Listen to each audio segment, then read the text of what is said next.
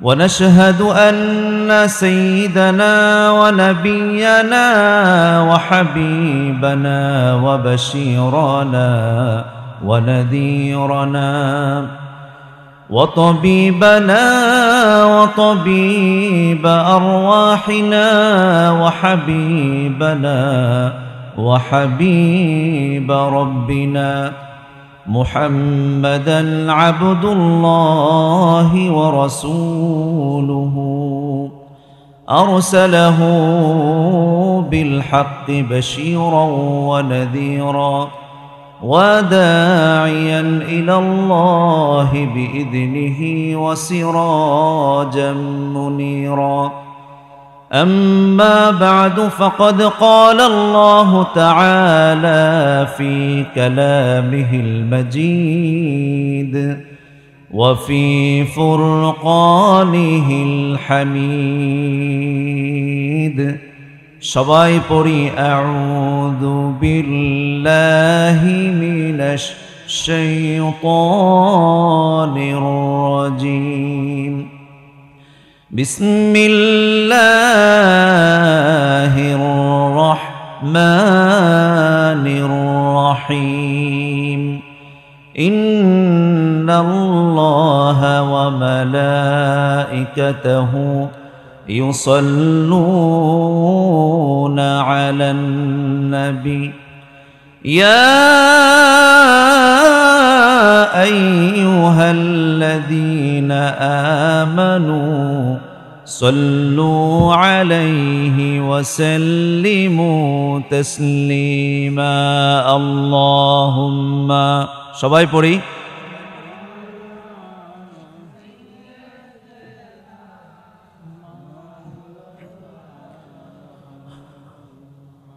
وعلى آل سيدنا مولانا محمد اللهم صل على سيدنا مولانا محمد وعلى آل سيدنا مولانا محمد তায়েফের কথা ভেবে কাঁদে শুধু দুনয়ন এমন দরদি পেতে কাঁদে মন অনুক্ষণ তায়েফের কথা ভেবে কাঁদে শুধু দুনয়ন এমন দরদি পেতে কাঁদে মন অনুক্ষণ আল্লাহুম্মা সাল্লি আলা স্পিকারের সাউন্ডটা একটু বাড়াও স্পিকারের সাউন্ড তো মাইকের মতো হয়েছে وعلى آل سيدنا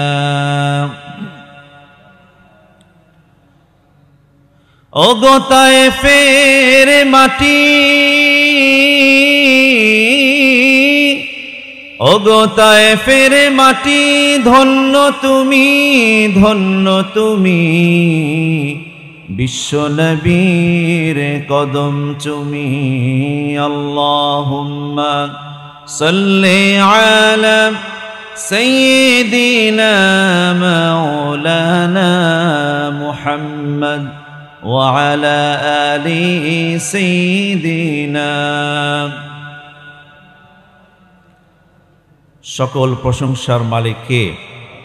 সে আল্লাহর জন্য আমরা সবাই আওয়াজ করে একযোগে একতালে একসাথে সকলে পড়ছি আলহামদুলিল্লাহ। আলহামদুলিল্লাহ এমন একটি শব্দ, এমন একটি মন্ত্র, এটা হচ্ছে একজন মুমিন বান্দার সুখে থাকার মন্ত্র। কেউ যদি সারা জীবন সুখে থাকতে চায়, সব সময় আল্লাহকে কাছে পেতে চায়, আলহামদুলিল্লাহর চেয়ে অতি দ্রুত কাজ করে এমন কোনো শব্দ নেই। সুবহানাল্লাহ বিহামদি। অর্থাৎ একজন মানুষ যখন সুখেও আলহামদুলিল্লাহ বলে, দুঃখেও আলহামদুলিল্লাহ বলে, সবসময় আলহামদুলিল্লাহ বলে, রসুল বলেন আজাবুল লিল মুমিন, মুমিনের বিষয়টি বড়ই আশ্চর্যের, যে সে যখন সুখে থাকে তখন সে আলহামদুলিল্লাহ বলে আমার শুকরিয়া আদায় করে, আবার যখন মুসিবতে পড়ে তখন সে আমার শুকরিয়া আদায় করে এবং ধৈর্য ধারণ করে। একটু আগে হুজুর বলতেছিলেন ওনার স্ত্রী খুবই অসুস্থ, মাথা ব্যথায় আক্রান্ত, দোয়া চেয়েছেন। আজকের এই বরকতপূর্ণ মজমায় আমরা দোয়া করি আল্লাহ তাআলা হুজুরের স্ত্রীকে শিফায়ে আজিলা কামেলা দাইমা নাফিয়া দান করুন, সকলে পড়ছি আমিন। আমাদের মধ্যে যারা অসুস্থ আছেন, পরিবার পরিজন ছেলে মেয়ে আত্মীয় স্বজন অসুস্থ আছেন, আল্লাহ তাআলা সকল অসুস্থ ভাই বোনদেরকে শিফা দান করুন, সকলে আওয়াজ করে পড়ছি আমিন। আপনারা সবাই ভালো আছেন তো? মাশাআল্লাহ, আলহামদুলিল্লাহ। ব্রাহ্মণবাড়িয়া জেলার প্রাচীনতম জনপদ কসবা উপজেলার কুটি ইউনিয়ন অন্তর্গত দক্ষিণ খার পূর্বপাড়া কবরবাসীর মাগফিরাত কামনার্থে আয়োজিত প্রাচীনতম এই মাহফিল 20তম বার্ষিক ওয়াজ দোয়ার মাহফিল। একটা মাহফিলের বয়স 20, এটা চারটিখানি কথা নয়। এখানে অনেক যুবক আছেন, তরুণ আছেন যাদের বয়স এখনো 20 হয় নাই। মাহফিলের বয়স 20, তার মানে যদি মাঝখানে গ্যাপ না থাকে তাহলে এই মাহফিল শুরু হয়েছে 2004 সাল থেকে, এখন 2024 সাল, টানা 20 বছর। তাহলে এই মাহফিলে আমি শুনেছি অনেক দেশভরের ওলামায়ে কেরাম এসেছেন, সকল ঘরানার সকল মতেরই এবং দেশের খ্যাতনামা ওলামায়ে কেরাম এই মদিনায় এসেছেন। তো আলহামদুলিল্লাহ, আমি আশা করি রাস্তায় যারা আছেন এখনও বক্তার আশায় বসে আছেন, বক্তা ওয়াজ শেষ করে চলে যাবে, তখন চিন্তা করবে যে বক্তা কখন আসবে। বক্তা চলে এসেছে, আরেকজন বক্তা মাত্র বাকি, সেমিফাইনাল চলছে, একটু পরে ফাইনাল শুরু হয়ে যাবে। রাস্তায় যারা আছেন সকলে মেহেরবানি করে চলে আসুন। আর শুনে অত্যন্ত আনন্দিত হয়েছি, মাহফিলের প্যান্ডেলের পাশেই মা বোনদের জন্য আরেকটা প্যান্ডেল করা হয়েছে নাকি, সেখানে মা বোনদের ওয়াজ শোনার ব্যবস্থা করা হয়েছে। তো পুরুষদের চাইতে মা বোনদের ওয়াজ শোনা দরকার বেশি, কারণ ঘরে আপনি থাকেন কয় ঘন্টা, সকালে বের হন, রাতে আসেন, আবার সারা দিন বাইরে বাইরে থাকেন, ঘরটাকে আগে হেদায়েত করার দরকার আছে না নাই? এজন্য মা বোনদের ওয়াজ শোনা দরকার। মা বোনেরা সবসময় ওয়াজ থেকে বঞ্চিত। যেমন ধরুন, প্রত্যেক জুমাবারে আমরা পুরুষেরা মসজিদে যাই, সেখানে ওয়াজ নসিহত 30 মিনিট 45 মিনিট ওয়াজ শুনি, কিন্তু মা বোনেরা জানে না যে মসজিদে জুমার নামাজটা কিভাবে পড়া লাগে। ঠিক তদ্রূপভাবে জানাজার নামাজে অনেক ওলামায়ে কেরাম কিছু নসিহত পেশ করেন, মহিলারা জানাজার নামে আসতে পারে না বিধায় জানাজার পূর্বে কিছু নসিহত তারা শুনতে পায় না। ঠিক একই দেশে ঈদের নামাজ আমরা পুরুষেরা পড়ি, মা বোনের ঈদের নামাজ পড়তে পারেন না, যে কারণে ঈদের জামাতে হুজুর কি বলে সেটা ওনারা জানেন না। তবে ওনারা অনেক বেশি জানেন হিন্দি সিরিয়াল কোনটার পরে কোনটা আছে এটা মুখস্থ, কারণ এটা হাতের নাগালে সব মুখস্থ। আপনি যেটা না জানেন তার চেয়ে 100 গুণ বেশি জানেন। এটা এই কারণে যে টেলিভিশন এবং ডিশ লাইনটা সহজলভ্য হয়ে যাওয়ার কারণে। এই কারণে আপনার ঘর যদি ঠিক হয়ে যায় তাহলে আপনার সংসারটা এমনি আল্লাহ তাআলা রহমত এবং বরকত দান করুন, পড়ে না আমিন। আমরা ভূমিকায় না গিয়ে সরাসরি আলোচনা শুরু করতে চাই, যেহেতু আমাকে একটা বিষয়বস্তু বলে দেওয়া হয়েছে যে একটা বিষয়ের উপর আলোচনা করার জন্য। তো আমরা চেষ্টা করব। আমি জানি এই এলাকার মানুষ জ্ঞানী, গুণী এবং বিদ্বান। বিশেষ করে এই এলাকার অনেক মাদ্রাসার তালিবুল ইলম যারা ব্রাহ্মণবাড়িয়া জামিয়া ইসলামে ইউনুসিয়া মাদ্রাসায় অধ্যয়নরত, এবং অনেকেই ফারেগ আছেন, এবং এলাকার সবগুলো মসজিদেই হকপন্থী ওলামায়ে কেরামদের পদচারণা। যেখানে হক আছে সেখানেই আল্লাহ তাআলা রহমত আছে, আর যেখানে বাতিল আছে সেখানে মানুষ বিভ্রান্ত হয়ে যায়। তো আলহামদুলিল্লাহ, আমি আশা করি আপনারা, আমি ছোট্ট মানুষ, যতক্ষণ কথা বলি আপনারা মনোযোগ সহকারে কথাগুলো নেবেন। যদি আমি আল্লাহ রসুলের কথা বলি, যদি আমি নিজের আমার 14 গোষ্ঠীর গপ কিচ্ছা কাহিনী বলি, এগুলো আপনারা শুনবেন না। যদি আমি আল্লাহর কথা বলি, যদি রসুলের কথা বলি, আর তা যদি সহিভাবে বলি, তাহলে আপনারা সবাই শুনবেন তো ইনশাআল্লাহ। তো আমাকে যেই বিষয়ে আলোচনা করতে বলা হয়েছে সেটা হচ্ছে যে এলমে দ্বীন চর্চার গুরুত্ব, অর্থাৎ ধর্মীয় জ্ঞান শিখার গুরুত্ব। আলহামদুলিল্লাহ, একটা সময় এলাকার মানুষ সর্বোচ্চ প্রাইমারি স্কুল পর্যন্ত পড়েছে, তারপরে সময় গড়ানোর পরে মানুষ মেট্রিক পাস করা শিখেছে, তারপরে শিক্ষা প্রতিষ্ঠান যখন কাছাকাছি হয়ে গেছে তখন মানুষ ইন্টার পাস ঘরে ঘরে আছে, তাই না? ইন্টার পাস ঘরে ঘরে আছে। আজ থেকে 40 বছর আগেও কি কেউ কল্পনা করছে যে ইন্টার পাস কেউ করবে? তখন 5 পাসেই বড় জোর, 5 পাস, 10 পাস, 8 পাস, এতটুকু। দুনিয়ার ক্ষেত্রে যেমনভাবে আমরা অনেকটাই এগিয়ে গিয়েছি, এখন অজপাড়া গায়ের একটা ছেলেও বিএ পাস করা, এমএ পাস করা, এমনকি প্রত্যন্ত অঞ্চলে বিসিএস ক্যাডারও পাওয়া যায়। এটা যেমনভাবে সত্য, ঠিক তার বিপরীতটা হচ্ছে ধর্মীয় ক্ষেত্রে। ধর্মীয় ক্ষেত্রে যে মুরব্বী, আপনি নামাজ পড়েন ক বছর? নামাজ তো পড়ি 60 বছর। আপনি কি কোনো একটা সূরার একটা লাইনের, একটা আয়াতের, একটা শব্দের অর্থ কি জানেন? না, জানি না। তো আপনি যে নামাজে আল্লাহু আকবার বলেন, আল্লাহু আকবার তো অনেকবার বলতে, আল্লাহু আকবার, রুকুতে আল্লাহু আকবার, সিজদাতে আল্লাহু আকবার, উঠতে আল্লাহু আকবার। আল্লাহু আকবার অর্থ কি জানেন? তো জানি না। তো তার মানে দুনিয়ার দিক থেকে যতটা আমরা অগ্রগামী হয়েছি, ধর্মীয় জ্ঞানের দিক থেকে ততটাই পশ্চাৎগামী, অনেক পিছনে। এজন্য আমাদেরকে একেবারে সমান্তরালে দুনিয়া এবং আখেরাত দুটোটাকে সমান রাখতে হবে। তাহলেই প্রত্যেকটা ফ্যামিলি একসাথে জেনারেল শিক্ষিত যেমন, আখেরাতের ঠিক তেমন পথিক হয়ে যাবে। চিল্লাবেন আল্লাহু আকবার। কুরআনুল কারীমে রব্বুল আলামিন বলছেন, قُلْ هَلْ يَسْتَوِي الَّذِينَ يَعْلَمُونَ وَالَّذِينَ لَا يَعْلَمُونَ إِنَّمَا يَتَذَكَّرُ أُولُو الْأَلْبَابِ।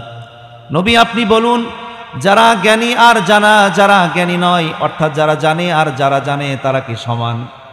আল্লাহ তাআলা প্রশ্ন করছেন। নবী আপনি বলে দিন, যারা জানে আর যারা জানে না তারা কি সমান? তারা কখনো সমান নয়। আর জ্ঞানীরা ছাড়া কেউ উপদেশ গ্রহণ করে না। যারা জ্ঞানী বুঝে, এই সমস্ত মানুষেরা কথা শুনে, কথা বুঝে। আপনারা নিশ্চয়ই দেখেছেন, শুনেছেন, আজ থেকে মাস 2 মাস আগে কুমিল্লার বুড়িচংয়ে একটা বন্যা হয়েছিল, শুনেন নাই? যেদিন ওই যে বাঁধ ভেঙেছিল, ওই দিন ওই বাঁধের কাছে আমি ছিলাম অবস্থাটা দেখার জন্য। একদল যুবক হ্যান্ড মাইক নিয়ে বলতেছে, আপনারা সবাই বাড়িঘর ছেড়ে বেরিয়ে আসেন, বেরিয়ে আসেন, এখন বেরিয়ে আসলে আপনাদেরকে উদ্ধার করে নিয়ে যাব। পরবর্তীতে বের হলে কিন্তু আমাদের কোনো দোষ নাই, মাইক দিয়ে বারবার বলতেছে ওনারা। তখনও দেখলাম যে বেশিরভাগ মানুষ বাড়ি থেকে বের হয় নাই। তারা মনে করছে পানি আর উঠলে আর কতটুকু উঠবে। জীবনে যেখানে কখনোই বন্যা হয় নাই সেখানে পানি উঠলে আর কি উঠবে, কিন্তু সেখানেই দেখা গেছে পানি হয়েছে গলা পানি। ওই সাথে সাথে যারা বের হয়ে পড়ছে তারা কিন্তু বেঁচে গেছে। আর যারা মনে করেছে পানি উঠলে কতটুকু গুড়ালি পানি হবে, হাঁটু পানি হবে, আচ্ছা পানি আসলে দেখা যাবে, কি করা যায়। এই যে অপেক্ষা যারা করেছে তারা কিন্তু নিজেদের গরুগুলো মরছে, মুরগিগুলো মরছে, নিজেদের অনেক মাল সামান পানি তুলে পড়ছে। এই কারণে কুরআনুল কারীম আল্লাহ তাআলা বলছেন সূরাতুল মুলকের মধ্যে যে জাহান্নামে যখন মানুষদেরকে দেওয়া হবে তখন তাদেরকে বলা হবে, তোমাদের কাছে কি কোনো সাবধানকারী আসে নাই? কোনো নবী রাসূল আসে নাই? আলেম উলামা আসে নাই? পীর বুজুর্গ আসে নাই? তোমাদেরকে সাবধান করে নাই? তখন তারা বলবে যে আমরা মনে করেছিলাম মোল্লা মৌলবীরা এগুলো মিথ্যা কথা বলে, তাদেরকে মিথ্যাবাদী মনে করেছিলাম। ক্বালু বালা ক্বাদ জাআনা নাযীর, তারা বলবে হ্যাঁ আমাদের কাছে এসেছিল, ওয়াজ নসিহত মোল্লা মৌলবীরা করছে, অনেক কিছু শুনছিলাম, কিন্তু এগুলো যে 100% সত্য হবে এটা এতটা ধারণা করেছিলাম না। যেমনভাবে যুবকেরা মাইক দিয়ে বলতেছিল যে আপনারা সবাই বাড়িঘর থেকে বেরিয়ে আসেন, নিরাপদ আশ্রয়ে চলে আসেন, স্কুলে ছাদে চলে যান, রুমে চলে যান। এই কথা যারা শুনেছে তারাই কিন্তু বেঁচে গেছে। আর যারা শুনে নাই, পরের দিন গলা পানি, কোমর পানি পর্যন্ত অনেক নাকানি চুবানি খেয়ে মাইলের পর মাইল পায়ে হেঁটেও একটা নৌযানও নাই, রিক্সাও নাই। ঠিক অনুরূপভাবে কুরআনুল কারীমে আল্লাহ তাআলা বলছেন, قُلْ هَلْ يَسْتَوِي الَّذِينَ يَعْلَمُونَ وَالَّذِينَ لَا يَعْلَمُونَ। নবী আপনি বলুন, যারা জানে আর যারা জানে না তারা কি সমান? সমান নাকি? ইন্নামা ইয়াতাযাক্কারু উলুল আলবাব, জ্ঞানীরা ছাড়া, বুধ শক্তি সম্পন্ন ছাড়া কেউ উপদেশ গ্রহণ করে না। আবার অন্য আয়াতে এসেছে, ওয়াতিলকাল আমসালু নাদরিবুহা লিন্নাস ওয়ামা ইয়াকিলুহা ইল্লাল আলিমুন। এভাবে আল্লাহ তাআলা উপমা দান করেন। আর জ্ঞানীরা ছাড়া, আকলমান ছাড়া কেউ উপদেশ গ্রহণ করে না। যারা জ্ঞানী, একটু পানি দিতে বলছিলাম, কারে রাখছিলাম এখানে পানি দেওয়ার জন্য? যে পানি বাড়িতে যাওয়ার সময় দিয়ে দেন, পানি কান্দ করে লিয়ে যাবেন বাড়ি। ওয়াতিলকাল আমসালু নাদরিবুহা লিন্নাস, এভাবে আল্লাহ তাআলা মানুষকে উপদেশ দেন, মেসাল দেন, উদাহরণ দেন। ওয়ামা ইয়াকিলুহা ইল্লাল আলিমুন, জ্ঞানীরা ছাড়া, আলেমরা ছাড়া, বিদ্বানরা ছাড়া এই আকল, এই কথাগুলো বুঝে না মানুষেরা। অধিকাংশই মানুষ বুঝে না। কারণ আল্লাহ তাআলা বলছেন যে আল্লাহু ইয়াবসুতুর রিজকা লিমান ইয়াশা ওয়া ইয়াকদির, আল্লাহ তাআলা রিজিক বাড়ায়া দেন, রিজিক কমায়া দেন। ওয়াফারিহু বিল হায়াতিদ দুনিয়া, পার্থিব জীবন পেয়ে তারা সন্তুষ্ট। তারা দুনিয়া খুব ভালো বুঝে কিন্তু আখিরাত সম্পর্কে একেবারে অজ্ঞ। রাসূল করিম সাল্লাল্লাহু আলাইহি ওয়াসাল্লাম বলেছেন, মান ইউরিদিল্লাহু বিহি খায়রান, যাকে আল্লাহ তাআলা পছন্দ করেন, যার ব্যাপারে কল্যাণকর সিদ্ধান্ত করেন, ইউফাক্কিহু ফিদ্দিন, তাকে দ্বীনের সুষ্ঠু জ্ঞান দান করেন, দ্বীনের বুঝ দান করেন। একটা সমাজে চাইলে কেউ ম্যাট্রিক পাশ করতে পারে, কেউ বিসিএস ক্যাডার হয়ে যেতে পারে, কিন্তু একজন মানুষ চাইলেই সে ব্যক্তি আলেম হতে পারে না যতক্ষণ আল্লাহ তাআলা না চান। একজন মানুষ ধনী হয়ে যাওয়া একদম স্বাভাবিক, কিন্তু একজন মানুষ নামাজি হয়ে যাওয়া আল্লাহ তাআলা শুকরগুজার বান্দা হওয়া, এটা আল্লাহ তাআলার মেহেরবানি ছাড়া, দয়া ছাড়া কিছুতেই সম্ভব না। চিল্লায় বলেন আল্লাহু আকবার। রাসূল করিম সাল্লাল্লাহু আলাইহি ওয়াসাল্লাম বলেছেন, দিনে এবং রাতে আল্লাহ তাআলার পক্ষ থেকে অসংখ্য নেয়ামত, অনুগ্রহ মানুষের মধ্যে আল্লাহ তাআলা বিতরণ করেন। এর মধ্যে শ্রেষ্ঠ নেয়ামত, শ্রেষ্ঠ অনুগ্রহ হচ্ছে এই যে আল্লাহ তাআলা তার কোনো বান্দাকে 2 রাকাত নামাজ পড়ার সুযোগ দেন। এর চাইতে উত্তম দান আর কিছুই হতে পারে না। চিল্লায় বলেন আল্লাহু আকবার। আপনি ভাবছেন যে আল্লাহ আমাকে টাকা দিছে, এটা একটা নেয়ামত, ঠিক আছে, এটা নেয়ামত। আমার জায়গা ছিল না, জায়গা হয়েছে, এটাও নেয়ামত। আমার ছেলেগুলো বেকার ছিল, এখন কর্মঠ হয়েছে, মাসে মাসে অনেক টাকা কামাই করে, এটাও নেয়ামত। আপনার অনেকগুলো ক্ষেত হয়েছে, ক্ষেতে অনেকগুলো ফসল হয়েছে, এগুলো নেয়ামত। কিন্তু রসুল বলেছেন যে মানুষের উপর আল্লাহ তাআলা দিনে রাতে 24 ঘন্টা অনেক নেয়ামত বর্ষণ করেন, রহমত করেন, দয়া করেন। তবে শ্রেষ্ঠ দয়া হচ্ছে যদি কোনো বান্দাকে আল্লাহ তাআলা 2 রাকাত নামাজ পড়ার সুযোগ দেন, এর চেয়ে উত্তম দান আর হতে পারে না। আল্লাহু আকবার। এ কারণে আপনি যে নামাজ পড়তেছেন, আপনি জ্ঞান আছে বলে আপনি নামাজ পড়তেছেন না, বরং আল্লাহ তাআলা চান বিধায় আপনি নামাজ পড়েন। এক ব্যক্তি কোনো এক বুজুর্গ বান্দার কাছে গিয়ে বলল, হুজুর, আমি যে আল্লাহর জিকির করি, আল্লাহকে আমার জিকির কবুল করে কি করেন আমি বুঝি কিভাবে? তখন তিনি বললেন যে তুমি আল্লাহ, সুবহানাল্লাহ, আলহামদুলিল্লাহ যে তাসবিহ পড়ো, এটা যদি আল্লাহর পছন্দ না হইতো তাহলে একবারের পরে দ্বিতীয়বার বলার সুযোগ আল্লাহ তোমাকে দিত না। আল্লাহ পছন্দ করি বিধায় তোমাকে আল্লাহ তাআলা তাসবিহ একবার পড়ার পরে 100বার পড়ার তৌফিক দান করেন। সুবহানাল্লাহ বিহামদিহি। মুআবিয়া রাদিয়াল্লাহু আনহু বর্ণনা করেছেন, রাসূল করিম সাল্লাল্লাহু আলাইহি ওয়াসাল্লাম বলেন, আল্লাহ যার ব্যাপারে কল্যাণ চান, যার ব্যাপারে সুন্দর সিদ্ধান্ত নিতে চান, তাকে দ্বীনের জ্ঞান দান করেন, দ্বীনের বুঝ দান করেন, তাকে ফকিহ বানায়া দেন। তারপরে ওয়া ইন্নামা আনা কাসিম, নবীজি বলতেছেন আমি হলাম বন্টনকারী। যেমন মসজিদে যখন তাবারুক বিতরণ করা হয়, একজনে তাবারুক দান করেন, আরেকজন বিতরণ করেন। মসজিদের দরজার সামনে শুক্রবারে যে তাবারুক দেন, যিনি বিতরণ করেন তিনি কিন্তু তাবারুকের মালিক না, তাবারুক দিছে আরেকজনে, উনি বন্টন করতেছেন। নবীজি বলতেছেন ওয়া ইন্নামা আনা কাসিম, আমি হচ্ছি বন্টনকারী, ওয়াল্লাহু ইউতি, আর আল্লাহ হচ্ছেন দানকারী। সুবহানাল্লাহ বিহামদিহি। জ্ঞানের মালিক আল্লাহ, জ্ঞান দান করেছেন আল্লাহ তাআলা হাবিবকে, আর হাবিব আমাদেরকে, রাসূল করিম সাল্লাল্লাহু আলাইহি ওয়াসাল্লাম আমাদেরকে জ্ঞান দান করছেন। আল্লাহ রাসূল সাল্লাল্লাহু আলাইহি ওয়াসাল্লাম বলেন যে আল্লাহ যার ব্যাপারে কল্যাণ চান তাকে দ্বীনের জ্ঞান দান করেন, বুঝ দান করেন। আর আমি হচ্ছি বন্টনকারী, আল্লাহ দানকারী। নবীজি কি বন্টনকারী, আল্লাহ হচ্ছেন দানকারী। একটু জিকির করি, গলাটা একটু কাশি। লা ইলাহা ইল্লাল্লাহ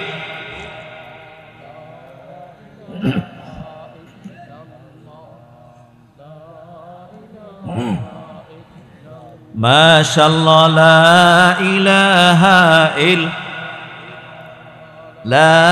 ইলাহা ইল্লাল্লাহ। জাযাকাল্লাহ। লা ইলাহা ইল্লাল্লাহ মুহাম্মাদুর রাসূলুল্লাহ সাল্লাল্লাহু আলাইহি ওয়াসাল্লাম। নবী করিম সাল্লাল্লাহু আলাইহি ওয়াসাল্লামের সাহাবী আব্দুল্লাহ ইবনে মাসউদ রাদিয়াল্লাহু আনহু বর্ণনা করেছেন, একদিন নবীজি আমাকে বললেন, তাআল্লামুল ইলমা ওয়া আল্লিমুহুন নাস, এলেম শিখো তোমরা আর মানুষকে এলেম শিখাও। এলেম শিখো এবং মানুষকে এলেম শিখাও। তাআল্লিমুল ফারাইদ ওয়া আল্লিমুহান নাস, ফরজ তথা ফারায়েজ তোমরা শিখো এবং মানুষদেরকে ফারায়েজ শিক্ষা দাও। তারপরে তাআল্লিমুল কুরআন ওয়া আল্লিমুহুন নাস, তোমরা নিজেরা কোরআন শিখো এবং মানুষকে কোরআন শিক্ষা দাও। 3টা কথা বলেছেন, এলেম শিখো, মানুষকে এলিম শিখাও। ফারায়েজ মানে ফরজগুলো, তথা ফারায়েজের অনেকগুলো অর্থ আছে, এর মধ্যে একটা হচ্ছে জায়গা সংক্রান্ত পরিমাপ, ফারায়েজ। এই ফারায়েজ শিখো, ফারায়েজ শিখাও, কোরআন শিখো, মানুষকে কোরআন শিখো। কেন? নবীজি বলতেছেন ফা ইন্নী মুরুন মাকবুদ, কেননা অচিরেই আল্লাহ আমাকে উঠিয়ে নেবেন। নবীজিকে আল্লাহ উঠিয়ে নেন নাই? নবীজি মাত্র 63 বছর এই পার্থিব জীবনে হায়াত পেয়েছেন, মাত্র 63 বছর। মুরব্বীরা যারা আছেন তাদের বয়স তো কারো 80 হতে পারে, কারো 70 হতে পারে, 63 বছর তো এত বেশি বয়স না। নবীজি বলেছেন ফাইন্নী মুরউন মাকবুত, কেননা আমাকে উঠিয়ে নেওয়া হবে। এজন্য আমার ইন্তেকালের আগেই, আমার দুনিয়া থেকে তিরোধানের আগেই, বিদায় নেওয়ার আগেই, আমার মৃত্যুবরণ করার আগেই তোমরা এলেম শিখো, ফারায়েজ শিখো, কোরআন শিখো এবং অন্যকে শিক্ষা দাও। কেন? নবীজি বলতেছেন ওয়াল ইলমু সায়ানকাবিদু ওয়া ইয়াজহারুল ফিতান, অচিরেই এলেম উঠে যাবে। কিতাবের জায়গাত কিতাব থাকবে, লাইব্রেরির জায়গাত লাইব্রেরি থাকবে, মাদ্রাসা থাকবে, মসজিদ থাকবে, পাগড়িওয়ালা থাকবে, জুব্বাওয়ালা থাকবে, হুজুর থাকবে, মানুষের বাড়িতে দাওয়াত খানেওয়ালা থাকবে, কিন্তু এলেম থাকবে না, এলেম উঠে যাবে। এবং ওয়ায়াজহারুল ফিতান, এবং ফিতনা বৃদ্ধি পাবে। হাত্তা ইয়াখতালিফা ইসনানি ফি ফারিদাতিন লা ইয়াজিদানি আহাদান ইয়াফদুলু বাইনাহুমা। ফরজ তো দূরের কথা, নফল সুন্নত তো দূরের কথা, ফরজ নিয়ে দুই ব্যক্তি ঝগড়া লাগবে। একজনে বলবে এটা ফরজ, আরেকজন বলবে ফরজ না। এই দুইজনের মধ্যে মীমাংসা করে দেওয়ার মতো কোনো লোক থাকবে না, এমন অবস্থা হবে সামনে। এমন অবস্থা তো চলছে, এমন অবস্থা চলছে না? দেশ জুড়ে মাদ্রাসার অভাব নাই, হুজুরের অভাব নাই, পাগড়িওয়ালার অভাব নাই, মসজিদের অভাব নাই, কিন্তু এলেম তো নাই। কারণ রাসূল করিম সাল্লাল্লাহু আলাইহি ওয়াসাল্লাম বলেছেন, আলেমের মৃত্যু মানে একটা পৃথিবীর মৃত্যু। আল্লাহ তাআলা এই উম্মত থেকে এমনি এলেম ছিনিয়ে নেবেন না, আলেমদের মৃত্যুর মাধ্যমে আল্লাহ তাআলা এলেম ছিনিয়ে নেবেন। দেখেন আমরা আজকে সারা বাংলাদেশে সব ঘরানার মুরব্বী আলেম নাই, যেগুলো আছে সব চিটা ধান, অল্প কিছু সংখ্যক আলেম আছে। মুরব্বী আলেম সবাই একে একে দুনিয়া থেকে বিদায় নিচ্ছেন। ব্রাহ্মণবাড়িয়ার জামিয়া সিরাজিয়া দারুল উলুম বাদুগরের প্রতিষ্ঠাতা মরহুম বড় হুজুর রহমতুল্লাহ আলী সিরাজুল ইসলাম সাহেব হুজুর, তিনি ইন্তেকাল করেছেন। তার কিছুদিন পরে মুফতি নুরুল্লাহ হুজুর রহমতুল্লাহ আলী ইন্তেকাল করেছেন। উনার 3 সন্তান পরপর 2-3 বছরের ব্যবধানে মারা গেলেন। হেমায়তুল্লাহ ভাই মারা গেলেন, কেফায়তুল্লাহ ভাই মারা গেলেন, বেলায়েতুল্লাহ ভাই মারা গেলেন, শাইখুল হাদিস আল্লামা আজিজুল হক সাহেব রহমতুল্লাহ আলাই নাই, তারপর মুফতি আমিন রহমতুল্লাহ আলাই নাই, আহমদ শফি রহমতুল্লাহ আলাই নাই, জুনায়েদ বাবুনগরী রহমতুল্লাহ আলাই নাই, আল্লামা দিলওয়ার হোসেন সাইদি নাই, কোনো ঘরা নাই, বড় বড় আলেম নাই, কোথাও নাই, খুব অল্পই আছে। যেগুলো আছে এগুলো আমাদের মতো চিটাধান, আমাদের দ্বারা কিছুই তো হবে না। আমাদের দ্বারা তো সালাতুল ইস্তিসকা পড়লে বৃষ্টি নামে না, আমাদের দ্বারা কি হবে? এ কারণে রাসূল বলেছেন যে অচিরেই এমন একটি জামানা আসবে, মানুষের মধ্যে দুই ব্যক্তি ঝগড়া লাগবে ফরজ নিয়া, তাদেরকে যে মীমাংসা করে দিবে যেটা ফরজ, এবং তৃতীয় একটা ব্যক্তি খুঁজে পাওয়া না যে এটা ফরজ জানে, এমন দুঃসহ অবস্থা, জ্ঞান সম্পর্কে মানুষের এমন কমতি শুরু হয়ে যাবে। জোরে বলেন নাউজুবিল্লাহ মিন যালিক। এর জন্য রাসূল বলেন সেই সময়টা আসার আগে তোমরা ইলিম শিখো, ইলিম শেখাও, ফারায়েজ শিখো, ফারায়েজ শিখাও, কোরআন শিখো, কোরআন শিখাও, কেননা আমি চিরদিন বাঁচব না, আমার পরে এমন ফিতনা শুরু হয়ে যাবে। আল্লাহ তাআলা এলেম উঠিয়ে নেবেন, এলেম কিতাবের মধ্যে থাকবে কিন্তু মানুষের মধ্যে এলেম থাকবে না। রাসূল করিম সাল্লাল্লাহু আলাইহি ওয়াসাল্লাম বলেছেন, তলাবুল ইলমি ফরিদাতুন আলা কুল্লি মুসলিম, এলেম তলব করা, এলেম শিখা, এলেম অন্বেষণ করা প্রত্যেক নারী এবং পুরুষ মুসলমানের জন্য ফরজ করে দিয়েছেন কে? এলেমের অনেকগুলো শ্রেণী বিন্যাস রয়েছে। এখানে যারা এসেছেন সবাই আমজনতা, আমজনত মানে সাধারণ মানুষ। আপনাদের কারোর জন্য মুফতি হওয়া ফরজ না, আপনাদের কারোর জন্য মুহাদ্দিস হয়ে যাওয়া ফরজ না, আপনাদের কারোর জন্য পুরা কোরআন শরীফ মুখস্থ করা ফরজ না। একেবারে সাধারণ লেভেলে যারা আছে তাদের ইসলামিক যে বেসিক নলেজ আছে, অর্থাৎ নামাজ, রোজা, উজু, গোসল, কুরবানি, আনুষঙ্গিক ফরজিয়াতের যে মূল মূল বিষয়গুলো আছে এগুলো জেনে রাখা, প্রত্যেকটা প্রাইমারি লেভেলের জ্ঞান থাকা প্রত্যেকটা মানুষের উপর ফরজ। আর যারা এলেম অন্বেষণ করছেন, কেউ হয়তো জালালাইন পর্যন্ত পড়েছেন, কেউ মেশকাত পর্যন্ত পড়ছেন, কেউ দাওরা পাশ করেছেন, কেউ আদব পড়েছেন, কেউ ইফতা করেছেন, কেউ শাইখুল হাদিস হয়েছেন, এভাবে উন্নততর এলেম যারা বড় যারা তাদের জন্য দায়িত্ব। কিন্তু আমাদের সাধারণ মানুষ যারা, আমাদের প্রত্যেকের উপর ইসলামের মৌলিক যে জ্ঞান এটা জানা ফরজ। আপনি এই কথা বললে পারবেন না, পার পাবেন না যে আমি তো মাদ্রাসায় পড়ি নাই, মক্তবে বাল্যকালে যাই নাই, আমি আল্লাহ কেমনে শিখব? তখন আল্লাহ কি বলবেন? তুমি না 20 বছর বিদেশ করে এলা, তুমি বিদেশ গিয়া সৌদি আরবের ভাষা শিখলা কিভাবে? তুমি এত বছর ইংল্যান্ড ছিলা, ইংল্যান্ডে গিয়ে ইংরেজি ভাষা কিভাবে শিখলে? তুমি তুরস্কে ছিলে, তুরস্কের ভাষা শিখলে কিভাবে? মালয়েশিয়া গিয়ে মালয় ভাষা কিভাবে শিখলে? মালদ্বীপ ছিলে, মালদ্বীপের ভাষা শিখলে কেমনে? কোরআন শিখতে পারো নাই। এই কারণে সেদিন আল্লাহ তাআলার কাছে কোনো জবাব দেওয়া যাবে। এজন্য রাসূল বলেছেন, তলাবুল ইলমি ফরিদাতুন আলা কুল্লি মুসলিম, সকল শ্রেণী পেশার মানুষের উপর ধর্মীয় জ্ঞান তথা এলেম তলব করা ফরজ। সবাই বলুন তো, এলেম তলব করা কি ফরজ? তারপর রাসূল বলেছেন, ওয়াওয়াদিউল ইলমি ইনদা গায়রি আহলিহি, অপাত্রে এলেম দান করা। অপাত্র বুঝেন তো? যে ব্যক্তি এলেম ধারণ ক্ষমতা রাখে না, এলেম ধারণ করার ক্ষমতা রাখে না, যে ব্যক্তি এলেমের যোগ্য না, যারে বুঝাইলে বুঝবে না, যাকে কিতাব খুইলা দিলেও বুঝবে না, কিছুই বুঝবে না, সে শুধু চা খাইতে জানে আর বিড়ি টানতে জানে, আর কিছুই জানে না, এমন একেবারে নিরেট মূর্খ লোক আমাদের সমাজে আছে না, যে উত্তর চিনে না দক্ষিণ চিনে না। রসুল বলেছেন অপাত্রে এলেম স্থাপন করা কামুকাল্লিদিল খানাজিরিল জাওহারা ওয়াল লুলুআ ওয়াল যাহাব, যেন শুয়োরের গলায় জহরত, মুক্তা এবং স্বর্ণের মালা পরিধান করাইল। অর্থাৎ অপাত্রে এলেম যে ব্যক্তি দান করলো, সে শুয়োরের গলায় স্বর্ণ আর রূপা জহরতের মালা যেন পরাইলো। জোরে বলে নাউজুবিল্লাহ মিন যালিক। আমার কথা তো বুঝতেছেন নাকি? বুঝতেছেন না সবাই? তাহলে আমি বুঝতেছি যে আপনারা আমার কথা বুঝতেছেন। রাসূলুল্লাহ সাল্লাল্লাহু আলাইহি ওয়াসাল্লাম বলেছেন যে মানুষের জ্ঞান অনুপাতে কথা বলো। তুমি এমন কঠিন কথা বলো না, অথবা এমন কঠিন করে বলো না যেটা মানুষই বুঝে না।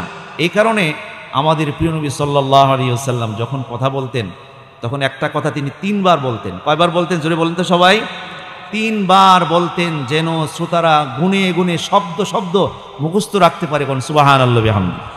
রাসূল করিম সাল্লাল্লাহু আলাইহি ওয়াসাল্লাম বলেছেন, খায়রুকুম মান তাআল্লামাল কুরআনা ওয়া আল্লামাহ, আমার উম্মত তোমাদের মাঝে সর্বোত্তম হলো ওই সমস্ত লোকেরা যারা নিজেরা কোরআন শিখেছে এবং মানুষকে কোরআন শিক্ষা দানে রত। নিজেরা কোরআন শিখেছে এবং মানুষকে কোরআন শিক্ষা দান করে, এরা হচ্ছে সর্বোত্তম মানুষ। আর আমাদের সমাজে সবচাইতে কম মূল্য দেওয়া হয় তাকে, যিনি কোরআন শিখান। কোরআন শিখানকে মসজিদের ইমাম সাহেব হুজুর, মুয়াজ্জিন হুজুর, মাদ্রাসার ছাত্র কোরআন শিখায়। তার চেয়ে কম মূল্য এলাকায় যে মাটি কাটে, ওই মাটি কাটার মণি অথবা ধান কাটার শ্রমিকেরও দাম আছে। যিনি মানুষকে কোরআন শিখান, ওই লোকটার দাম এই সমাজের মধ্যে, আপনাদের এলাকার কথা বলতে পারি না তো, সারা দেশের একই চিত্র, যে যিনি কোরআন শিক্ষা দান করেন তার চেয়ে কম দাম আমাদের সমাজে আর কেউই নেই। কেমনে হুজুর? যে হুজুর আমার ছেলেটা ইংরেজি প্রাইভেট পড়ে, অঙ্ক প্রাইভেট পড়ে, বাসায় টিচার এসে সপ্তাহে 3 দিন পড়ায়, পুরা মাসে 12 দিন পড়ায়, আমার স্যারকে আমি দেই 10,000 টাকা। 3 দিন পড়ায় সপ্তাহে, কারণ স্যার অনেক বিজি তো, তাও 30 মিনিট পড়ে, মাত্র 30 মিনিট, ঘড়ি ধরে 30 মিনিট, 30 মিনিট সপ্তাহে 3 দিন, মাসে 12 দিন। স্যার 3 সাবজেক্ট প্রাইভেট পড়ায় যান, মোটরসাইকেল দিয়ে ভু ভু করে আসেন, চলে যান, তার বেতন মাসে 10,000। স্যার তো অনেক কম নিতেছে, অন্যের কাছ থেকে 15,000 নেয়, আমার কাছ থেকে কম নেয় 10,000। ঠিক একই সেম টাইমে যদি আপনার এই বাচ্চাকে, আপনার সন্তান, তাকেই তো 500 টাকাই তো অনেক বেশি, অন্য হুজুরে নাকি 300 টাকা দিয়েও পড়ায়, আপনার 200 টাকা বেশি দেই। আছে না নাই? কথা বলেন, আছে না নাই?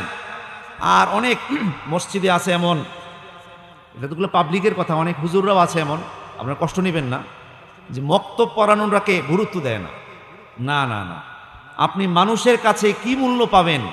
মূল্য তো পাবেন যিনি কোরআন নাজিল করেছেন, কোরআন যার ভাষা, তার কাছে যদি আপনি মূল্য পান, এই মূল্যে আপনার দুনিয়া আখিরাত দুটোটি আল্লাহ বরকতে ভরপুর করে দেবেন। সুবহানাল্লাহ বিহামদিহি।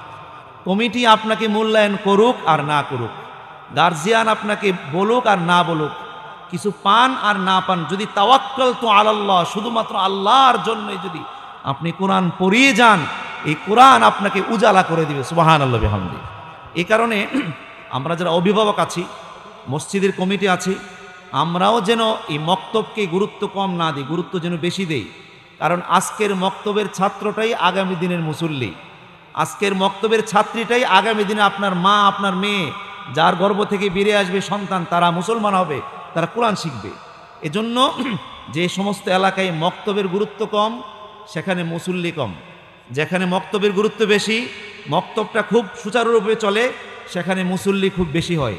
একটু খেয়াল করুন, বিগত 15 বছর যেই সরকার ছিল, এই সরকারের ভালো কাজগুলোর মধ্যে অন্যতম একটা ভালো কাজ হচ্ছে এই, যে ওনারা প্রাইমারি স্কুলকে খুব বেশি গুরুত্ব দিয়েছে।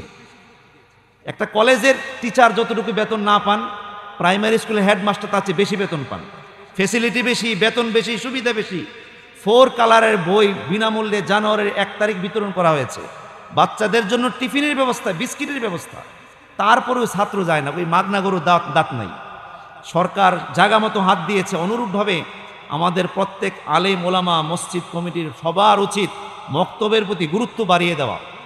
যদি মনে হয় হুজুরের বেতনটা কম, হুজুরের পারিশ্রমিকটা বাড়ায় দেন, আর বলেন যে হুজুর আপনি ইচ্ছা মতো মন মতো সবাইকে ভালো করে পড়াই দেন, কারণ আজকের এই ছাত্রটা আগামী দিনের মুসল্লি হবে। মক্তব ঠিক না থাকলে মুসল্লি আসবে কোত্থেকে, ঠিক না ভাই? রাসূল কারীম সেটাই বলেছেন যে খায়রুকুম মান তাআল্লামাল কুরআন, তোমাদের মাঝে সবচেয়ে উত্তম হলো তারা যারা নিজেরা কোরআন শিখে এবং অন্যকে শিক্ষা দেয়। তারপরে নবী করিম সাল্লাল্লাহু আলাইহি ওয়াসাল্লাম তাবুক যুদ্ধের পরে আয়াত যখন নাজিল হয়ে গেল, মুনাফিকরা যুদ্ধে যায় নাই, আবার কিছু মুসলমানেরও যুদ্ধে যায় নাই, তখন আয়াত নাজিল হওয়ার পরে সবাই যুদ্ধে চলে গেছে, এলাকাত কেউ নাই। মদিনাতে শুধু নবীজি আছেন, নবীজি ছাড়া আর বাকি সব সাহাবীরা যুদ্ধে চলে গেছে। তখন কোরআনের আয়াত নাজিল হয়ে গেছে, হে সাহাবীরা যুদ্ধে যখন যাও সবাই যুদ্ধে যাইবা না, একটা দল যেন মহল্লায় মহল্লায় থাকে যারা মানুষকে দিন শিক্ষা দেয়। সবাই যদি যুদ্ধে যাও দিন শিখাবে কে, ঠিক না বে ঠিক? এ কারণে আলেম উলামাদের একটা শ্রেণী আছেন যারা রাজপথে আন্দোলন করে বেড়াচ্ছেন, বাতিলের বিরুদ্ধে শক্তভাবে তারা জোরালো ভূমিকা পালন করছেন। আর একটা শ্রেণী আছে যারা কলমের লিখনির মাধ্যমে বাতিলের মোকাবেলা করছেন। আর একটা শ্রেণী আছে মসজিদ মাদ্রাসায় মানুষদেরকে এলেম তালিম তারবিয়াত দিচ্ছেন। সবার কাজটাই গুরুত্বপূর্ণ, এমন মনে করার সুযোগ নেই যে আমরা আর হুজুরের রাস্তায় কোনো সময় মিছিলে দেখছি না। হুজুরে যে কাজটা করতেছে এটাও কোরআনের কাজ। যিনি মিছিলে আছেন বাতিলের বিরুদ্ধে তিনিও আল্লাহর হুকুমই পালন করছেন। যেমন ধরুন একটা বিল্ডিং যখন তৈরি হয়, ওই বিল্ডিংয়ে অনেকগুলো ইটের প্রয়োজন হয়। কিছু ইট থাকে ছাদের উপরে, কিছু ইট থাকে ওয়ালের মধ্যে, কিছু ইট থাকে ফ্লোরের মধ্যে, আর কিছু ইটকে দেখাই যায় না, তারা যায় মাটির তলে। যে সমস্ত ইটগুলো মাটির নিচে দেওয়া হয়, এরা যদি সবাই ধর্মঘট করতো যে আমরা নিচে যাইতে চাই না, তাহলে কি বিল্ডিং হইতো? কথা বলেন হইতো? এই যে বিগত সময়ে 1000, 1500, 2000 মানুষ যদি প্রাণ না দিত, তাহলে আজকে বিনা অনুমতিতে নেতা নেত্রীর দাওয়াত দেওয়া ছাড়া কোনো মাহফিল বাংলাদেশে এখনো সম্ভব হতো না। চিল্লায় বলেন ঠিক কিনা? এই রক্ত জমিনে ঢালা হয়েছে বিধায়, হাজার হাজার মানুষের জান কুরবান দিয়েছে বিধায় মানুষ এখন স্বাধীনভাবে প্রত্যেক মঞ্চে মিম্বরে স্বাধীনভাবে কথা বলার পরিবেশ তৈরি করে দিয়েছেন কে? এই কারণে আল্লাহ তাআলা বলছেন ওয়ামা কানাল মুমিনুনা লিয়ানফিরু কাফা, মুমিনদের সকলে একসঙ্গে অভিযানে বের হওয়া উচিত নয়। যে কোনো যুদ্ধে জিহাদে মুসলমান সবাই একযোগে ময়দানে বেরিয়ে পড়া উচিত নয়, বরং ফালাউলা নাফারম মিন কুল্লি ফিরকাতিন মিনহুম তাইফাতুল লিয়াতাফাক্কাহু ফিদ্দীন, তাদের মধ্যে একটি দল থাকবে যারা মানুষকে দিন শিক্ষা দিবে। চিল্লায় বলেন সুবহানাল্লাহি ওয়া বিহামদিহি। তাহলে দিন শিক্ষা দেওয়ার এই কাজটা আল্লাহর নির্দেশ। একদল জিহাদের ময়দানে থাকবে, একদল লেখালেখিতে থাকবে, আরেক দল মাদ্রাসায় তালিম তরবিয়ত দিবে, সকল অঙ্গনে সকল সেক্টরে কাজ করবে। বিল্ডিংয়ের মতো, ইমারতের মতো। একদল ইট চলে গেছে মাটির নিচে গুঁড়া হইয়া, আরেক দল ইট ফ্লোরে লেগে গেছে, আরেক দল ইট সোজা হইয়া খাড়া হইয়া ওয়াল হয়েছে, আরেক দল ইট আরেক শ্রেণীর ইট ছাদ হয়েছে, সবাই মিলে মিশে একটা বিল্ডিং তৈরি হয়েছে।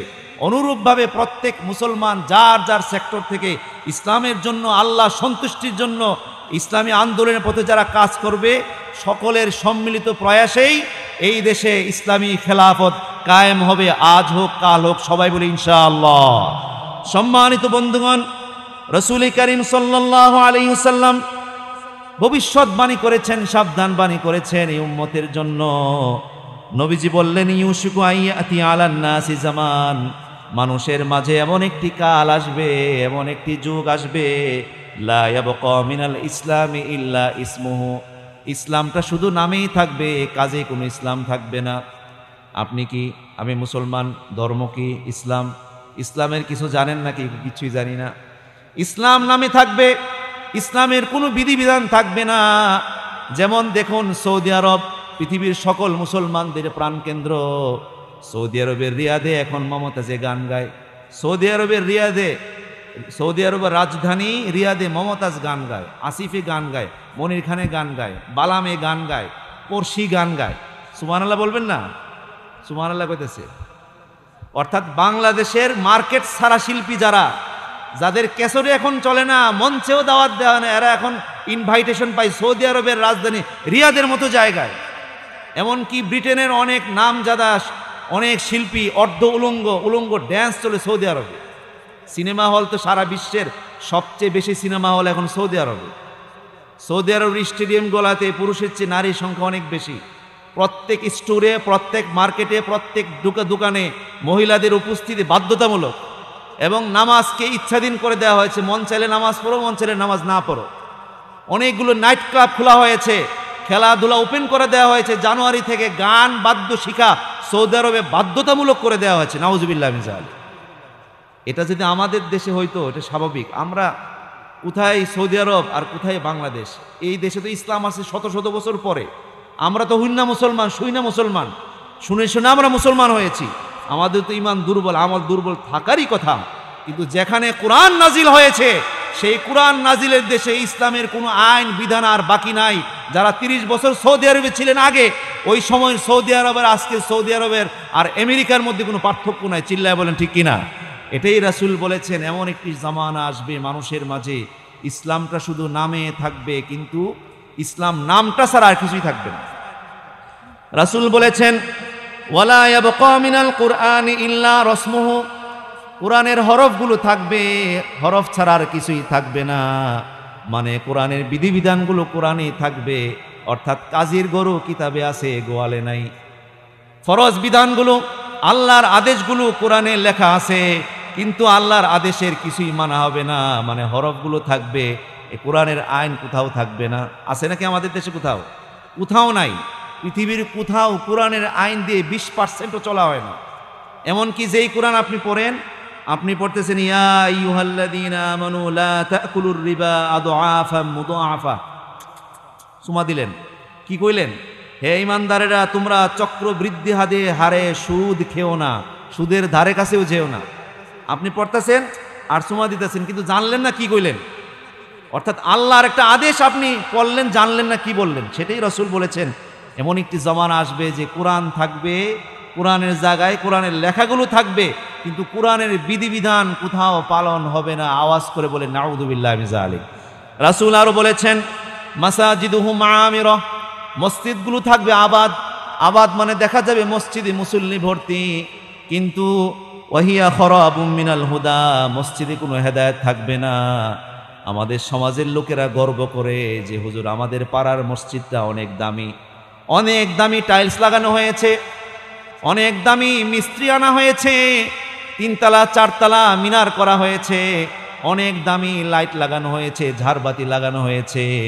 আমাদের মসজিদের কার্পেটগুলো তুরস্ক থেকে আনা হয়েছে, সৌদি আরব থেকে আনা হয়েছে। এভাবে আমরা গর্ব করি। মসজিদ উন্নত হওয়ার মধ্যে গর্বের কিছুই নাই যদি নামাজে উন্নত না হয়। নামাজ এবং নামাজি যদি ঠিক না হয়, মসজিদ যতই দামি হোক এতে কোনো লাভ নাই। আমাদের প্রিয় নবীজির যেই মসজিদে নামাজ পড়িয়েছেন, ওই মসজিদের ছাদটা ছিল খেজুর পাতার ছাদ। বৃষ্টি হলেই পানি টপটপ করে পড়তো। ফ্লোরে কোনো টাইলস ছিল না, কার্পেট ছিল না, চাদর ছিল না এখন যেমনটা আছে। মাটির মধ্যে, বালুর মধ্যে, নুড়িকণার মধ্যে তারা নামাজ পড়তেন। মসজিদ বিল্ডিং না হইলেও নামাজিগুলো ছিল পারফেক্ট এবং আসল নামাজি। আর এখন মসজিদ সুন্দর, কিন্তু নামাজি আছে ঠিক, কিন্তু নামাজি কোনো মনোযোগ নেই। অনেক মুসল্লি এভাবে দাঁড়ায়, নামাজি দাঁড়ায় ঘড়ির কাটা গুনে কটা বাজে, অমুকে কিভাবে সালামটা ফিরাইলো, অমুকে কিভাবে সালাম ফিরাইলো, এই খেয়াল করে। ইমাম সাহেব কয় সেকেন্ড দেরিতে আইলো, নিজের ঘড়িটা দিকে একবার তাকায়, মসজিদের ঘড়ির দিকে তাকায়, খালি টাইম মিলাই যে ইমাম সাহেব কয় সেকেন্ড পরে আসলো। আছে না নাই? কথা বলে আছে না নাই? যেই লোকটা মসজিদে গিয়ে টাইমের পূজা করে, ঠিক এই লোকটা যখন হসপিটালে ডাক্তারের কাছে যায়, ডাক্তার আসার কথা 3টায়, ওই লোক বসে আছে 2:30 থেকে, ডাক্তার আসছে 3:30টায়। 1 ঘন্টা সে চুপচুপ বিড়ালের মতো বসে থাকে, কোনো টু শব্দ করে না। এই লোকটা যখন পাসপোর্ট অফিসে যায় পাসপোর্ট করার জন্যে, পাসপোর্ট অফিস খোলার কথা 10টায়, খুলছে 10টায়, কিন্তু সিরিয়াল পাইতে আপনার বাজে 1টায়। 3 ঘন্টা সে এতিমের মতো দাঁড়ায় থাকে, তার কোনো কষ্ট নেই। ঠিক এই লোকটা বিদ্যুৎ বিল দেওয়ার সময় সিরিয়ালে দাঁড়ায় থাকে, তার কোনো কষ্ট নেই। টিসিবির মাল নেওয়ার সময় যখন ইউনিয়ন পরিষদের লোকেরা যায় 1 ঘন্টা 2 ঘন্টা রোদের মধ্যে খা রোদে 4 ঘন্টা দাঁড়ায় থাকতে তার কোনো কষ্ট নাই। ঠিক এই লোকটাই মসজিদে গিয়ে ইমাম সাহেবের নরম পাইছে, হুজুর আপনি ঘড়ি কাটা কি ঠিক নাই? প্রত্যেক দিন কিন্তু আপনি 2 মিনিট 1 মিনিট লেট করেন। হুজুরের নরম পাইছে তো, হুজুর তো কিছু বলতে পারে না। এরকম কিছু রোগী বিভিন্ন সমাজে আছে না নাই? কথা বলেন আছে না নাই? হ্যাঁ, প্রত্যেক ইমাম সাহেব জাস্ট টাইমেই তিনি নামাজ পড়াবেন। যদি কখনো একটু লেট হয়ে যায়, হয়তো উজু ভেঙে গেছে, উজু করতে করতে 1 মিনিট লেট হয়ে গেছে, অথবা হুজুরের ঘড়ির সাথে মসজিদের ঘড়ি 1-2 মিনিট ফাস্ট, অথবা এরকম হতে পারে। এরকম কদাচিৎ হয়ে গেলে এটা আপনারা ক্ষমা সুন্দর না, এটা আপনারা সবুরের সাথে দেখবেন। কারণ নবী করিম সাল্লাল্লাহু আলাইহি ওয়াসাল্লামের জমানায় ঘড়িও ছিল না, নামাজের সুনির্দিষ্ট এতটার সময় নামাজের কোনো সিস্টেম ছিল না। নবীজি যখনই আসতেন তখনই কদ কামাতের সালাত শুরু হয়ে যেত। সম্মানিত বন্ধুগণ, নবীজি বলছেন মসজিদগুলো হবে বাহ্যিক দৃষ্টিতে আবাদ, মসজিদগুলোতে মুসল্লি ভরা থাকবে।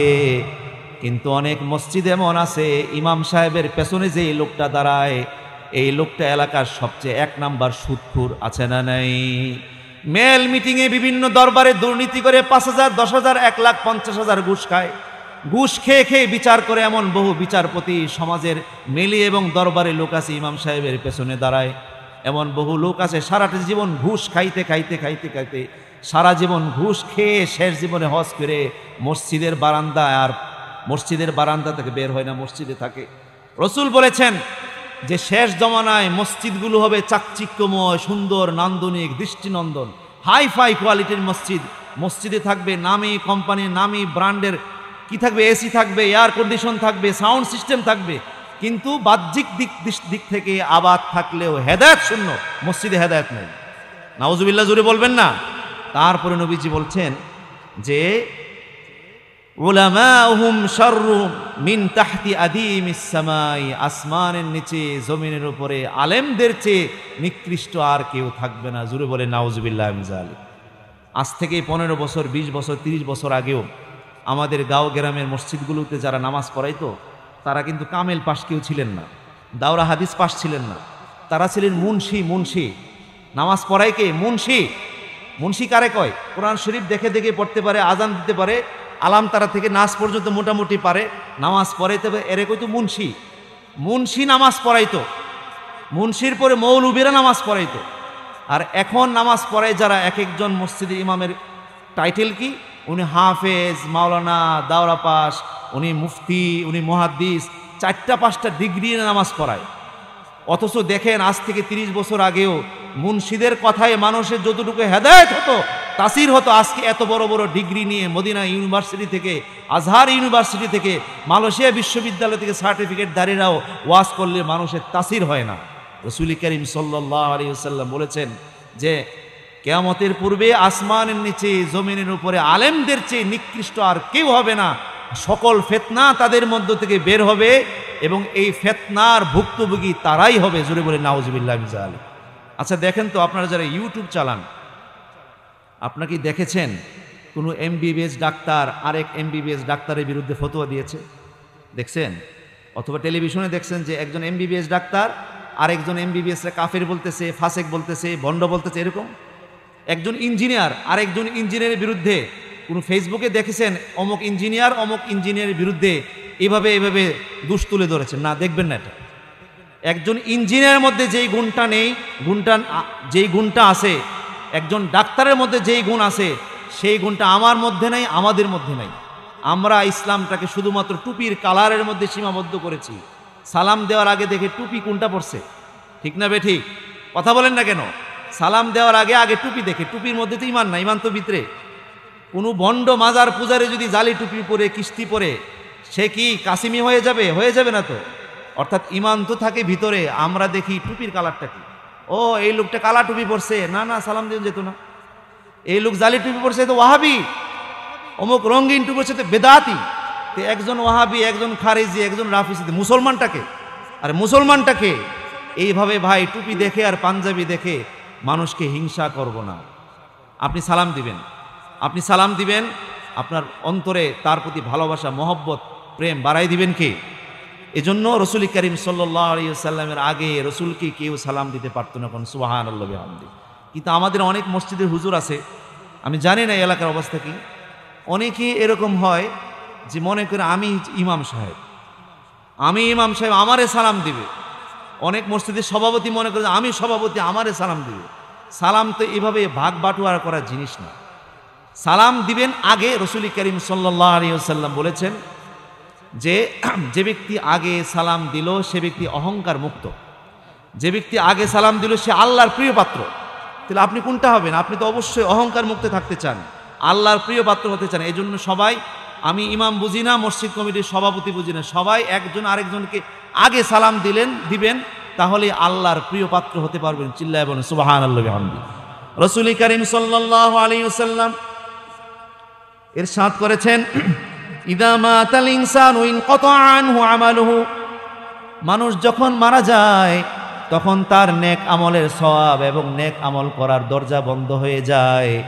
একজন মানুষ ফজরের নামাজ 5 ওয়াক্ত, ফজর, যোহর, আসর, মাগরিব, এশা 5 ওয়াক্ত নামাজ পড়তেন, এশরাকের নামাজ পড়তেন, চাশতের নামাজ পড়তেন, ভোর রাতে তাহাজ্জুদের নামাজ পড়তেন, মাগরিবের পরে আওয়াবিন নামাজ পড়তেন, সারাদিনে 2-3 সিফারা কোরআন তেলাওয়াত করতেন, দান খয়রাত করতেন। এই লোকটা যখন মারা যাবে, কবরে যখন রেখে আসা হবে, তখন কি তাকে একটা হরফ পড়ার সুযোগ দেয়া হবে নাকি? দেয়া হবে? আপনি মারা গেছেন, আজকে মারা গেছেন, আপনাকে কবরে রেখে আসা হয়েছে, এখন কি 2 রাকাত নামাজ পড়ার সুযোগ দেওয়া হবে কবরে? কথা বলেন না কেন? দেওয়া হবে? একটা শব্দ উচ্চারণ করতে পারবেন না, যা দ্বারা নেক হবে, যা দ্বারা গুনাহ হবে। কিন্তু মানুষ মারা গেলেও 3টা কাজ এমন আছে, মানুষ মৃত্যুবরণ করলেও কবরে কিয়ামত পর্যন্ত সওয়াব ওই ব্যক্তি পেতেই থাকে। সুবহানাল্লাহি ওয়া বিহামদিহি। সেই 3টা কাজ কি? রাসূল বলেছেন, ইল্লা মিন সাদাকাতিন জারিয়া, কেউ যদি সদকায়ে জারিয়ার কাজ করে। সদকায়ে জারিয়া মানে যেই সদকার সওয়াব চলতে থাকে কাজ। 1 নাম্বার হচ্ছে সদকায়ে জারিয়া যদি আপনি করে যান, এই সদকায়ে জারিয়ার সওয়াব আপনি পেতে থাকবেন যতদিন ইসরাফিল সিংহায় ফু না দেয়। এটা 10,000 বছর হতে পারে, 20,000 বছর হতে পারে, 100 বছর হতে পারে। এই সওয়াব আপনি পেতেই থাকবেন কবরে, যদি সদকায়ে জারিয়ার কাজ করে যান। 1 নাম্বার। 2 নাম্বার হচ্ছে আও ইলমিন ইউনতাফাউ বিহি, উপকারী ইলম যা দ্বারা মানুষ উপকৃত হয়। ধরুন আপনি একজন আলেম, আপনার অনেক ছাত্র আছে, এই ছাত্র আরো অনেকগুলো ছাত্র বানাইছে, ওই ছাত্র আরো ছাত্র বানাইছে, এভাবে এলেমটা ছড়তে অনেক বিস্তৃতি লাভ করেছে। অথবা আপনি একটা কিতাব লিখে গেছেন, যেমন আড়াইবাড়ির মরহুম গোলাম হাক্কানি রহমতুল্লাহ আলাই, তিনি অনেকগুলো কিতাব লিখেছেন। এর মধ্যে একটা হচ্ছে মেরাজুল আশিকিন, আর একটা হচ্ছে আওরাদে হাক্কানি, আর অনেকগুলো কিতাব উনি লিখেছেন। এই কিতাব তো আমিও পড়ি, আপনারাও পড়েন। এই কিতাব যতদিন পড়তে থাকবে মানুষেরা, ততদিন পর্যন্ত হাক্কানি হুজুরের কবরে সওয়াব পৌঁছতেই থাকবে। কোন সুবহানাল্লাহ। প্রথম হচ্ছে 1 নাম্বার হলো সদকায়ে জারিয়া, 2 নাম্বার হচ্ছে যে উপকারী এলেম, 3 নাম্বার হচ্ছে আওয়ালাদিন সালেহিন, নেককার সন্তান, ইয়াদউ লাহু, যে সন্তান তার মা বাবার জন্য দোয়া করে। সুবহানাল্লাহ। আমরা মনে করি ছেলেকে যদি বিসিএস ক্যাডার বানাইতে পারি, উচ্চ শিক্ষিত করতে পারি, অথবা আমার ছেলে যদি জার্মানি যায়, আমেরিকাতে যায়, ইটালিতে যায়, সুইডেনে যায়, মালয়েশিয়াতে যায়, মাসে মাসে 2-3 লাখ টাকা যদি কামাই করতে পারে, যদি আমি ঢাকাতে একটা ফ্ল্যাট কিনতে পারি, জায়গা রাখতে পারি, ব্যাংকে টাকা জমা রাখতে পারি, এটাই বোধহয় আমার জীবনের সফলতা না। এটা হচ্ছে কিঞ্চিত সফলতা।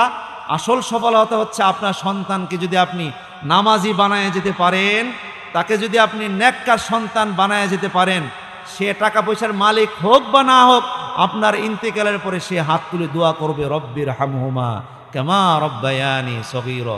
মারা গেছেন, সন্তানের সওয়াব কবরে পৌঁছতেই আছে। কোন সুবহানাল্লাহি ওয়া বিহামদিহি। সম্মানিত বন্ধুগণ, সন্তানকে শুধু দুনিয়ার লাভের জন্যই চিন্তা করবেন না, সন্তানকে সবার আগে আপনি নামাজি বানাবেন। নামাজি বানানোর পাশাপাশি দিনদারি শিক্ষা দিবেন। আপনার সন্তান মাদ্রাসায় পড়ে নাই তো কি হয়েছে, কলেজে পড়ুক, অসুবিধা নাই। আপনার মেয়ে ইউনিভার্সিটিতে পড়ুক, কোনো অসুবিধা নাই। যদি আপনার সন্তান পরহেজগার হয়, নামাজি হয়, মুত্তাকি হয়, ওই সন্তান 5 ওয়াক্ত নামাজের পরে পরে বাবার জন্য দোয়া করবে। সবাই পড়ুন, রব্বির হামহুমা কামা রব্বায়ানি সগীরা। 3টা জিনিস, মানুষ মৃত্যুবরণ করার সাথে সাথে তার আমল বন্ধ হয়ে যায়, কিন্তু 3টি আমলের সওয়াব কবরে পৌঁছে। 1 নাম্বার হচ্ছে সদকায়ে জারিয়া, 2 নাম্বার হচ্ছে উপকারী এলেম, 3 নাম্বার হচ্ছে নেককার সন্তান যদি মা বাবার জন্য দোয়া করে। এগুলো 3টা।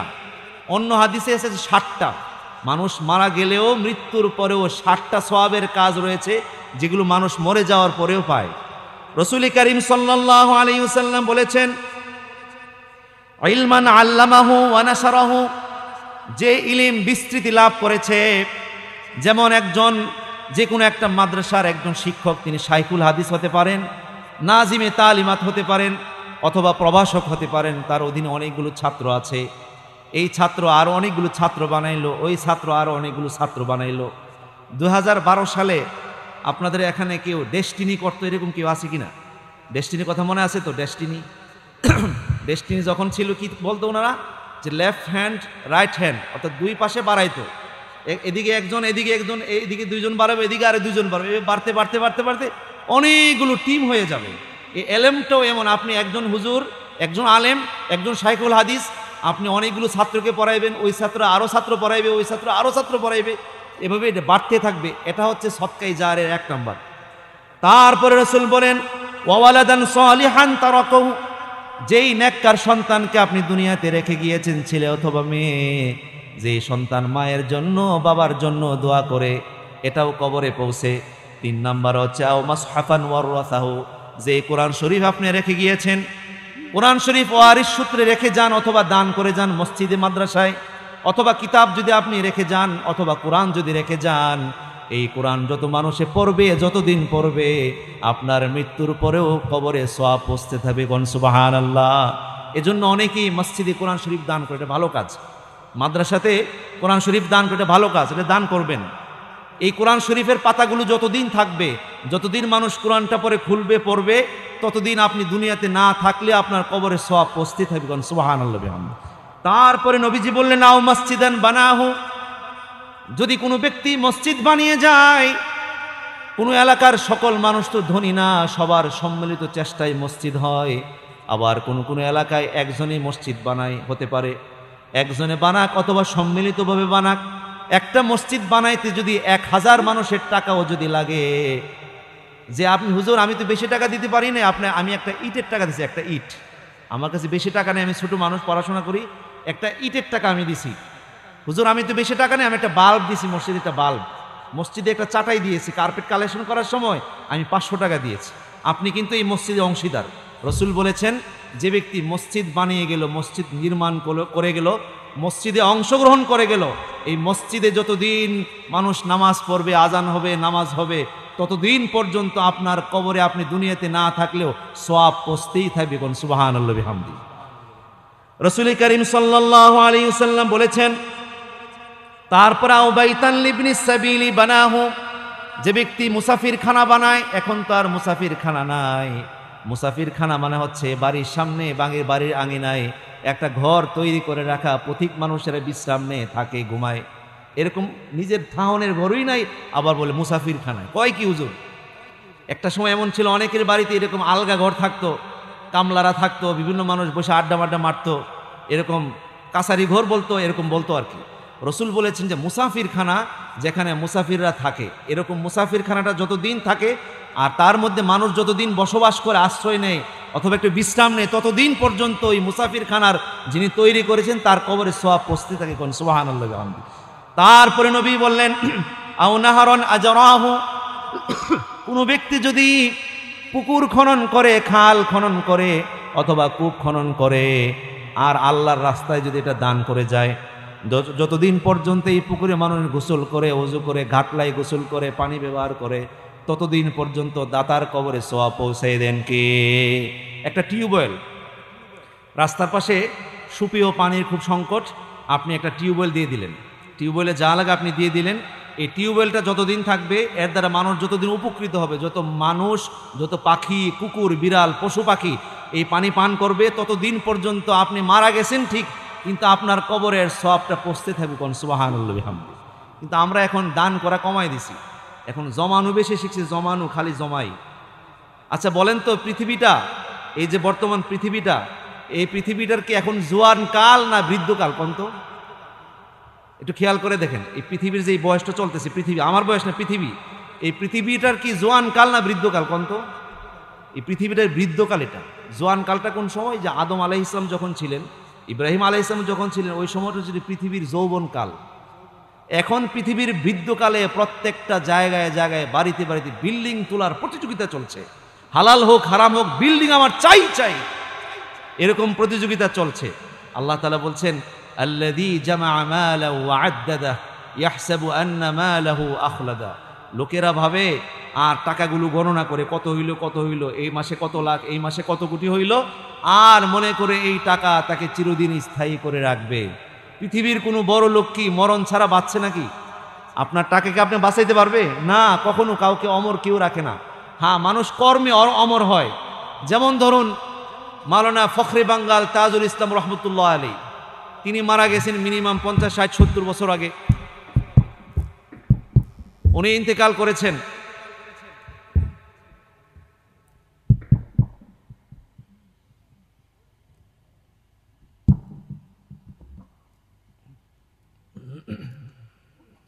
ফখরে বাঙ্গাল তাজুল ইসলাম রহমতুল্লাহ আলী, ইনি ইন্তেকাল করেছেন 50, 60 বছর ধরে আনুমানিক।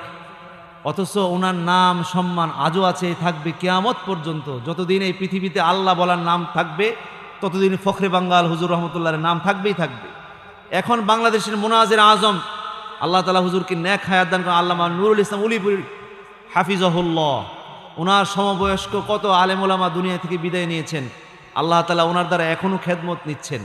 উলিপুরি হুজুর যদি ইন্তেকাল করেন, ইন্তেকাল করলেও হুজুর অমর। কিভাবে অমর? তার কর্মে। যেমন আল্লামা দেলোয়ার হোসেন সাইদি সাহেবের হুজুরের ওয়াজ শুনেন না এমন তো কেউ নাই। এমনকি বহু মানুষের মোবাইলে আজও সাইদি হুজুরের ওয়াজ শুনছেন। সাইদি হুজুর গত বছর 14 আগস্ট ইন্তেকাল করেছেন। তিনি দুনিয়া থেকে বিদায় নিয়েছেন ঠিকই, কিন্তু তার কর্ম আজও আছে। আজও ওনার ওয়াজ শুনলে, তাফসির শুনলে মনে হয় লোকটা জীবিত, মারা যান নাই। সুবহানাল্লাহ বিহামদিহি। এভাবে মানুষ কর্মের মাঝে বেঁচে থাকে। রাসূল করিম সাল্লাল্লাহু আলাইহি ওয়াসাল্লাম বলেছেন, আও নাহরান আজরাহু, কেউ যদি একটা নলকূপ অথবা কূপ কিংবা খাল অথবা কোনো পুকুর খনন করে যায়, যেই পুকুর থেকে মানুষ উপকৃত হয়ে গোসল করে, ওযু করে, পানি ব্যবহার করে, যতদিন পর্যন্ত এই পুকুরটা থাকবে, নলকূপ থাকবে, মৃত্যুর পরেও কিয়ামত পর্যন্ত আপনি সওয়াব পেতে থাকবেন। তারপরে আও সাদাকাতিন আখরাজাহা মিন মালি ফি সিহহাতিহি ওয়া হায়াতিহি, সুস্থ অবস্থায় টাকার প্রতি যখন মায়া থাকে, আকর্ষণ থাকে, ওই সময়ে যে দানটা আপনি করবেন এটাও সদকায়ে জারিয়া। আমাদের সমাজে অনেক মানুষ যখন আর শরীর চলে না, দেহ চলে না, ডাক্তার মৃত্যুর গ্যারান্টি যখন দিয়ে দেয়, তখন বলে যে এটা মসজিদের নামে লিখে দাও, এটা মাদ্রাসাতে দিয়ে দাও, এটা মসজিদে দিয়ে দাও, এটা খানকা শরীফে দিয়ে দাও। কিন্তু যৌবনকালে সারা না, পয়সা উনি দেন নাই। যখন উনি বুঝছে যে দুনিয়ার মজা আর খাওয়া যাবে না, আর হায়াত নাই, ডাক্তার মৃত্যুর গ্যারান্টি দিয়েছে যে বড় জোর আপনি বাঁচলে বাঁচবেন 3 মাস, এর আগেও উনি 1 সপ্তাহ পরে মরে যেতে পারেন, তখন উনি দান করলেন।